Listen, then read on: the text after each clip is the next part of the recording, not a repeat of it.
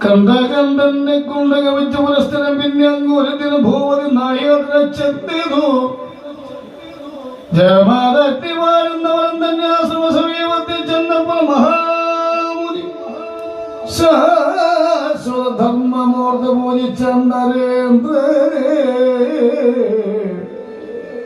മാമുനി ഹോമധേനു തന്നുടെ മേലിൽ നിന്ന് കാമിത പദാർത്ഥങ്ങളൊക്കെ ഉറപ്പെട്ടു സ്വർഗതുല്യമായി വന്നു ആദുനേരം മകനെ ഭോജനങ്ങളും അത്രയും ചിത്രശൂര്യമായി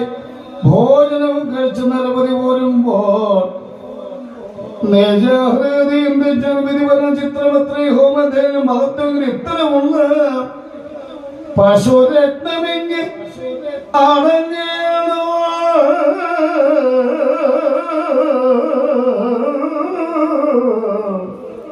എന്തു ചിന്തിച്ച ദൂതന്മാരെ നിയോഗിച്ചെന്നോ വശന്റെ പിടിച്ച വശത്തോടും എങ്ങനെ കൊണ്ടുപോകുന്നു